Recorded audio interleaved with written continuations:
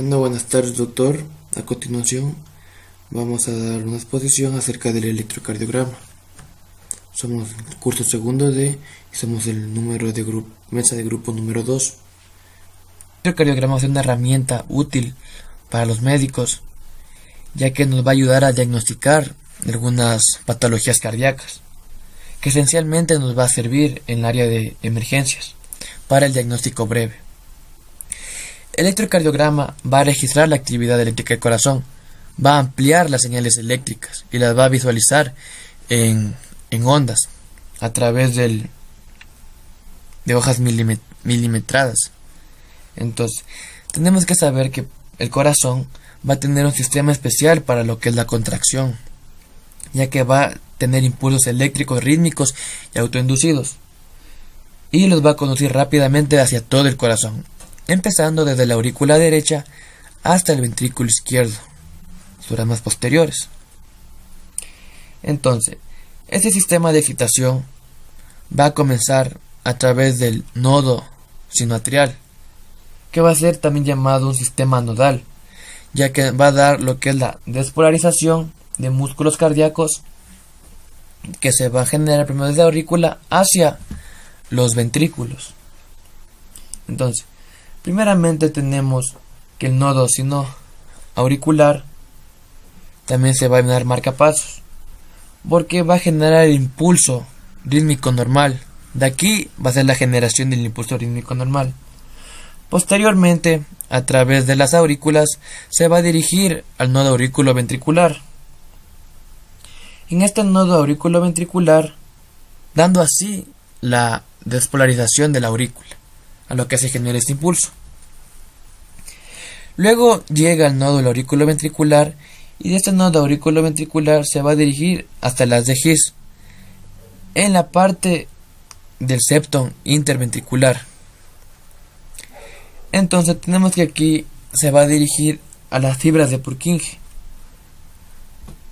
que van a ser las paredes de los ventrículos. Y aquí termina el sistema de conducción. Entonces tenemos que cuando la corriente eléctrica se va a propagar del corazón, también se va a dirigir a los tejidos subyacentes. En este caso sería la piel. Por lo tanto, si colocamos electrodos a nivel del corazón, será un registro de los potenciales eléctricos que actúan en este de aquí.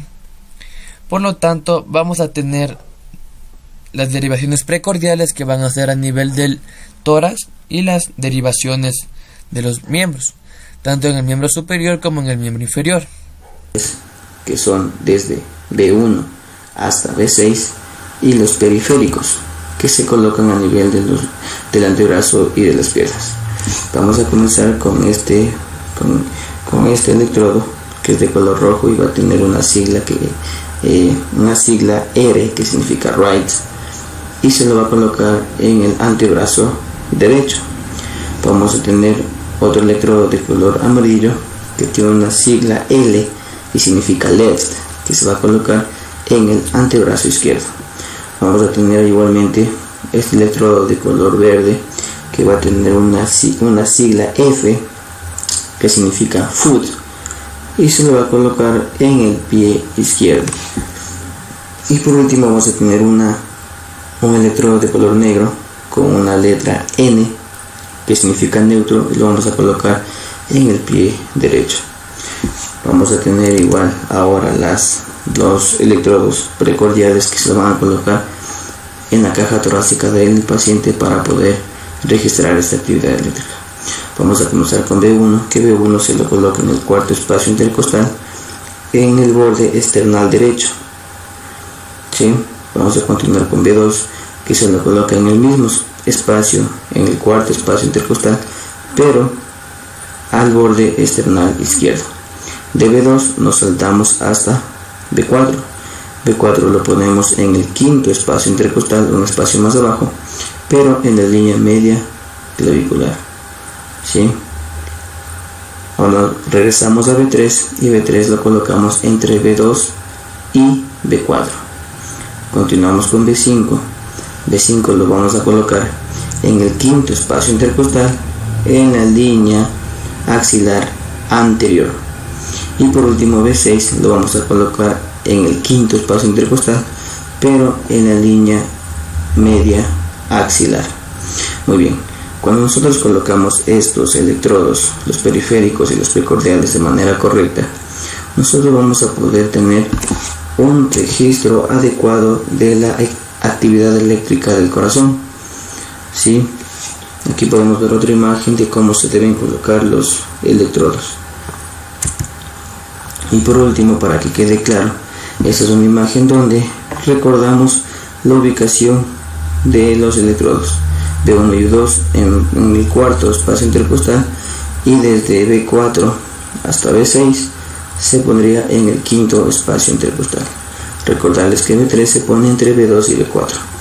Muy bien, como les decía, colocando bien los electrodos vamos a poder obtener un registro de la actividad eléctrica del corazón, que con esta actividad eléctrica nosotros vamos a poder analizar, vamos a poder ver si es que es un ritmo normal o si tiene alguna alteración en el mismo. Aquí vamos a poder registrar la onda P, el complejo QRS, la onda T, lo que significaría la contracción del músculo cardíaco. Muy bien, eso sería todo con respecto.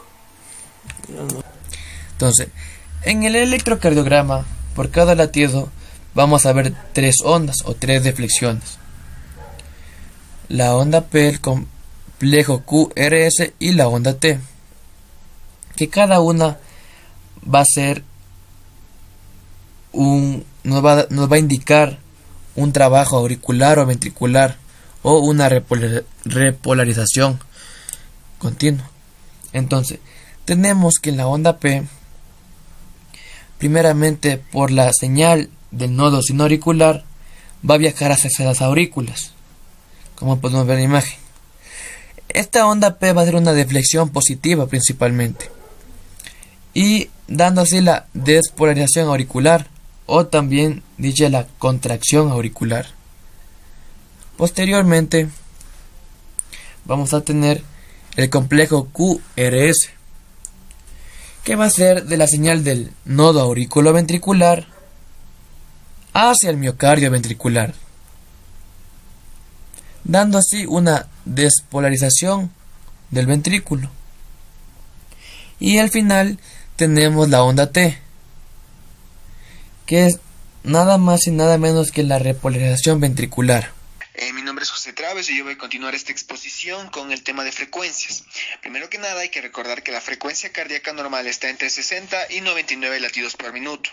Se llama bradicardia cuando la frecuencia es igual o menor a 59 y taquicardia cuando es igual o mayor a 100. En el trazo del electrocardiograma existe un número mágico que es 300 y sus múltiplos: 300, 150, 100, 75, 60, 50, es decir, 300 sobre 1, 300 sobre 2 y así sigue. Nótese que el papel del electrocardiograma es milimetrado y que cabe que 5 milímetros aparece una raya más gruesa.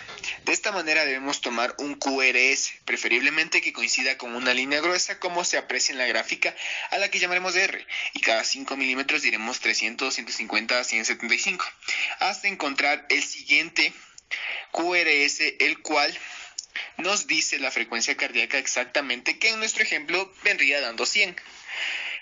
Pero ¿qué hacer si el QRS que sigue no coincide con la línea gruesa? De nuevo, la magia de los números acude a nuestra ayuda. Si el QRS cae entre 150 y 100, cada milímetro equivale a 10 latidos, ya que 150 menos 100 es 50 y 50 dividido entre 5 nos da 10, disculpe. Si el QRS cae entre 100 y 75, cada milímetro equivale a 5 latidos. Entre 75 y 60 serían 3 latidos por milímetro y entre 50 y 60, 2 latidos por milímetro. Es decir, todo lo que hay que hacer es aplicar una sencilla regla de 3. En el siguiente ejemplo, la frecuencia es 69. Fíjese que en la segunda R está entre 60 y 75. El siguiente esquema ayuda a entenderlo mejor. Este método método no sirve para calcular la frecuencia cuando hay un ritmo muy irregular como la fibrilación auricular, y tampoco sirve cuando la frecuencia es mayor a 150 por minuto. En este caso simplemente se debe dividir 1500 por el número de milímetros. En este ejemplo hay 6 milímetros entre cada RR. 1500 dividido entre 6 nos da 250, es decir, que la FC en este caso es 250. Cuando el paciente tiene un trazo muy irregular, como suele suceder en la fibrilación auricular, lo más recomendado es mirar el margen blanco que se encuentra en la parte superior del papel del electrocardiograma.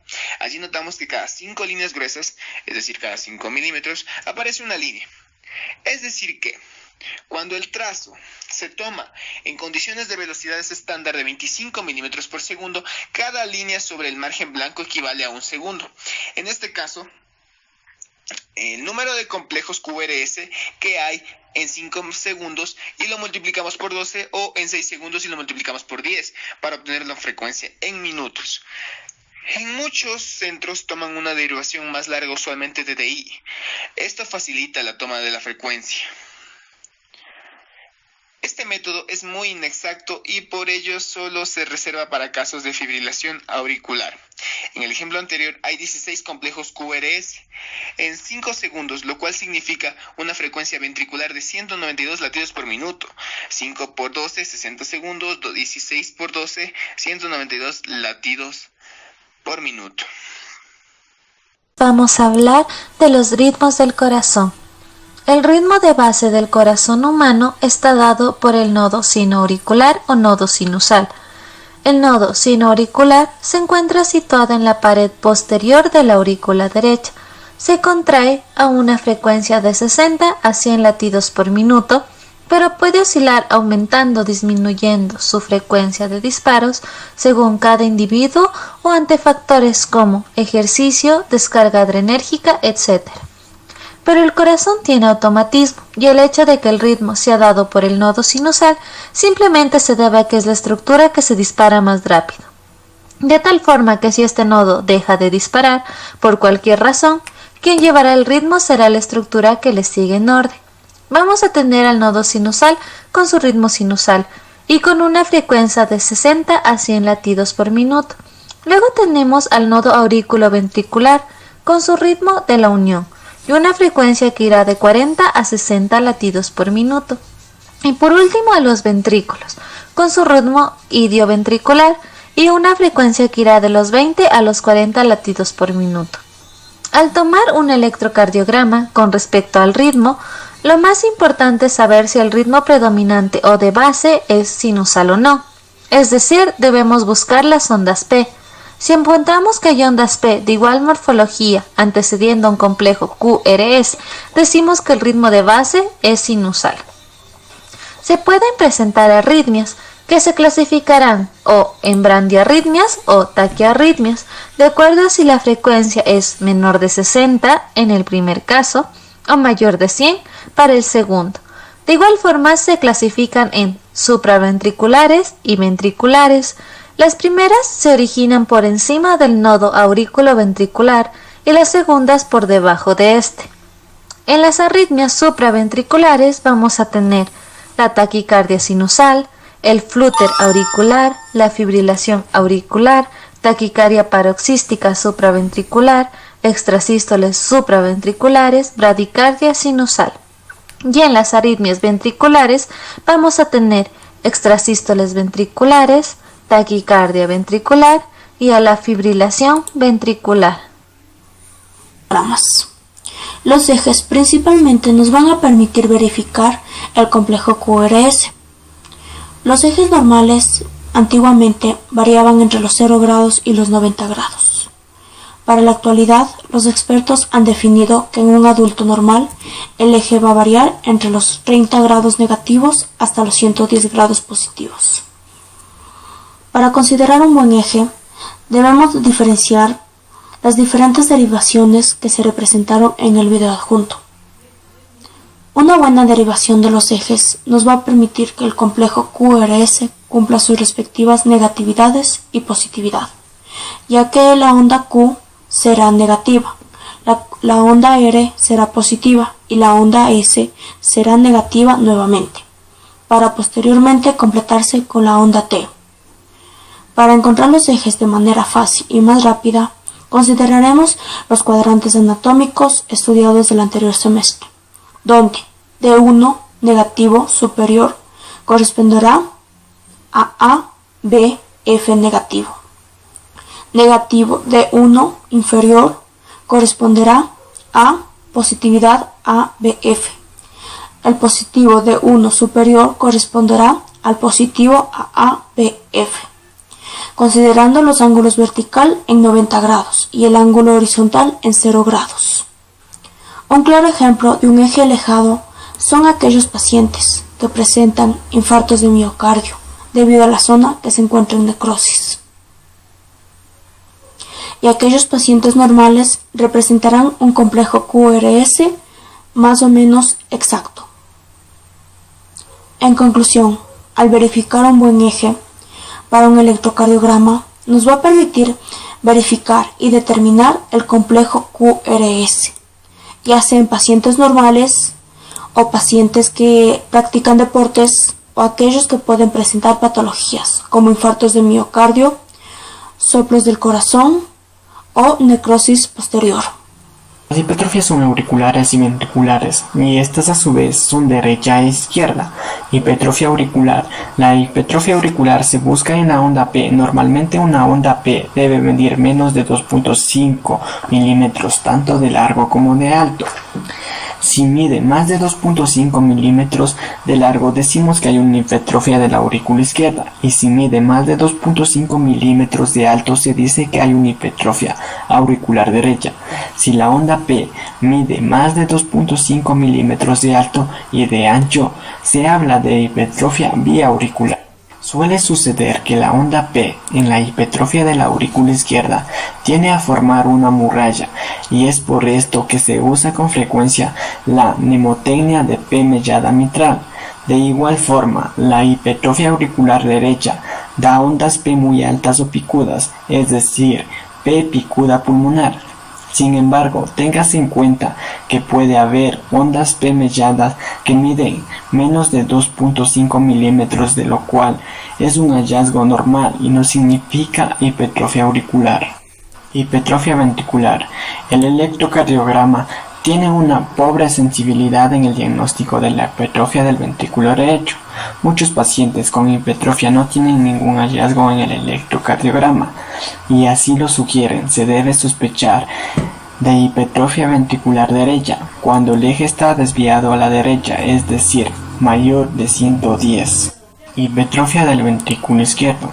Se han descrito cerca de 30 criterios para el diagnóstico electrocardiográfico de la hipertrofia del ventrículo izquierdo, aunque solo con uno puede hacerse el diagnóstico.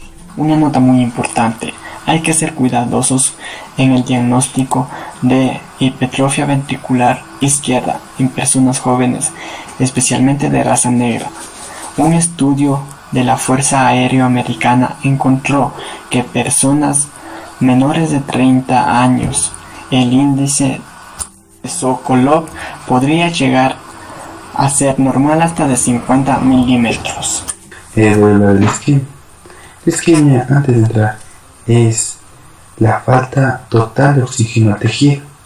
A este se le conoce como que es reversible, que si le damos oxígeno, este se puede recuperar. Pero no debemos confundir isquemia con necrosis, porque necrosis ya es la muerte del tejido, y aunque ya tenga oxígeno, este tejido no se podrá recuperar más. Bueno, cuando se produce una obstrucción en el lecho arterial coronario, en los primeros minutos podrá verse en el electrocardiograma un cambio en la onda T, generalmente una inversión simétrica. A este le denominaremos una onda de isquemia. Pero si la obstrucción persiste por un periodo mayor de minutos o de horas, el segmento ST presentará cambios principalmente supradesnivel mayor de 1 milímetro. Esto se le conoce como una onda de lesión. Y si no se ha tratado en varias horas, sin que se restablezca la perfusión coronaria en el lecho obstruido, aparecerán las ondas Q, llamadas ondas de necrosis. El corazón ya está infartado. Se considera una onda de necrosis cuando la Q es mayor del 25% de la R, que la sigue. Q patológica debe tener más de 0.4 de duración y 1 milímetro de largo. Aquí vemos cuando tenemos una T invertida y una T picuda, lo que tenemos una correlación clínica de T invertida es la isquemia subepicálica, hipopotasemia, personas sanas con un patrón juvenil de T, hemorragia subaracnoidea, hipertrofia del ventrículo izquierdo, miocarditis, pericarditis, embolismo pulmonar. Cuando es una T picuda, tenemos la isquemia subendocárdica, hiperpotasemia, personas sanas, patrón de polarización precoz y evento cerebrovascular. También vamos a tener pacientes que consumen los digitálicos. Los digitálicos son fármacos que van a servir para bajar la frecuencia cardíaca y la fuerza de contracción también. Y esto puede presentar un infradesnivel del ST, el cual adopta un aspecto combado, como podemos ver en la cubeta digitálica. Aquí tenemos que cuando ya haya ocurrido un infarto agudo del miocardio, varios días después de que ya haya tenido el segmento ST y se ha normalizado y después que haya necrosis con T negativa, finalmente varios meses después persiste la onda Q, pero la onda T se normaliza. Pero las ondas Q pueden persistir por años, pero entre 15 a 25% de pacientes no tienen onda Q 40 meses después de su infarto agudo al miocardio. Bueno, como podemos ver ahora, es un simulador de infarto agudo al miocardio. Ahorita vamos a ver qué es y cómo se va a formar este segmento ST.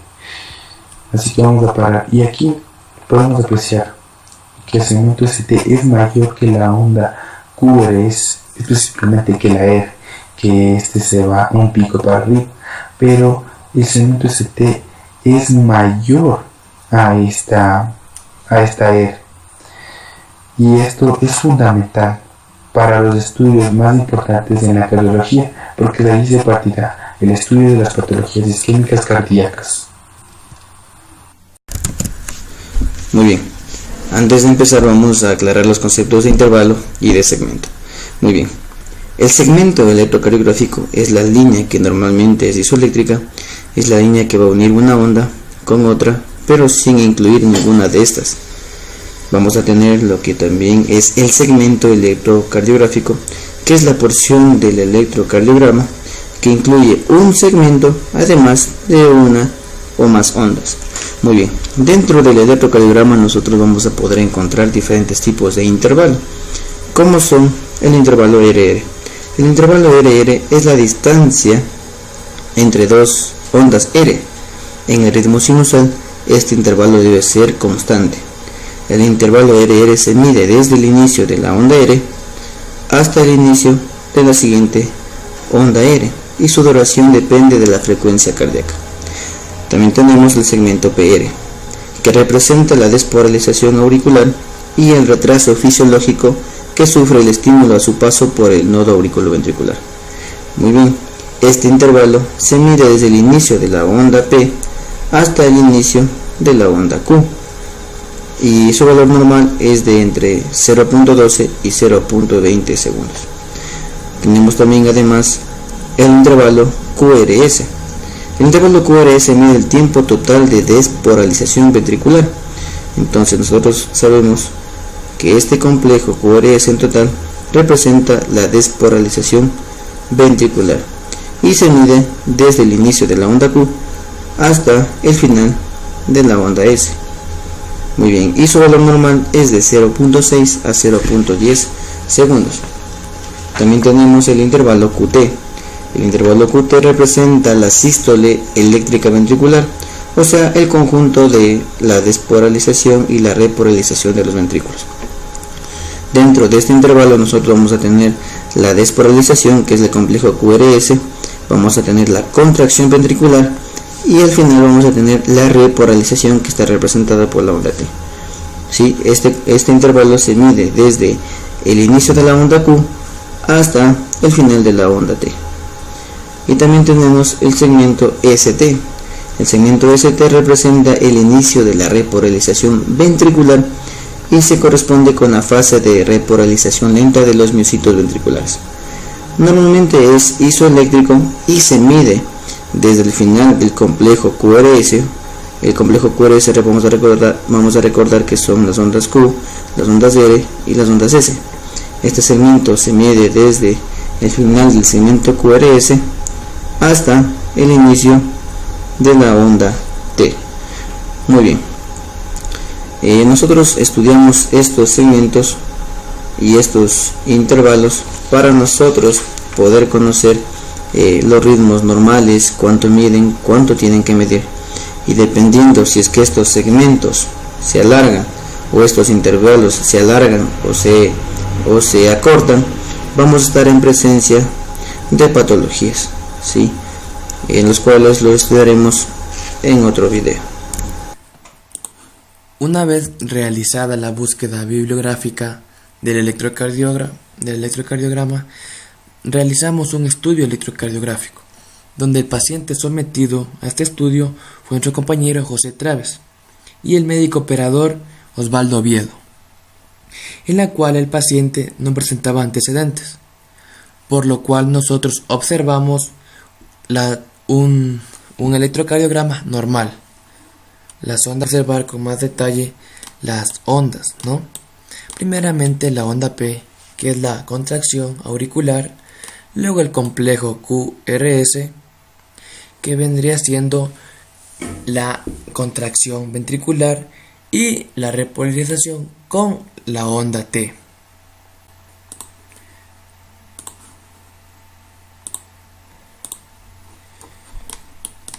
Entonces tenemos como finalización el análisis de conducción. Cuando va a ser un análisis de ritmo nodo sinusal, que de aquí va a salir lo que es la actividad cardíaca del corazón, ¿no? Aquí va a empezar, posteriormente va a viajar por la aurícula, ¿no? Contrayendo la aurícula, llegando al nodo auriculoventricular y posteriormente saliendo por el haz de His y llegando a las fibras de Purkinje. Entonces el análisis de conducción va a ser anterógrada, lo que sería desde aurícula hasta el ventrículo.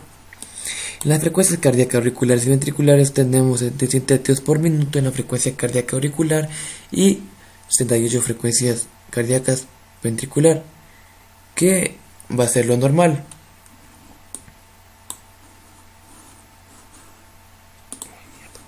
Finalización.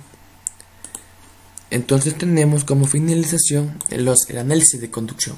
Cuando va a ser un análisis de ritmo nodo sinusal, que de aquí va a salir lo que es la actividad cardíaca del corazón, ¿no? Aquí va a empezar, posteriormente va a viajar por la aurícula, ¿no? Contrayendo la aurícula, llegando al nodo auriculoventricular y posteriormente saliendo por el haz de His y llegando a las fibras de Purkinje. Sería todo. Muchas gracias, doctor.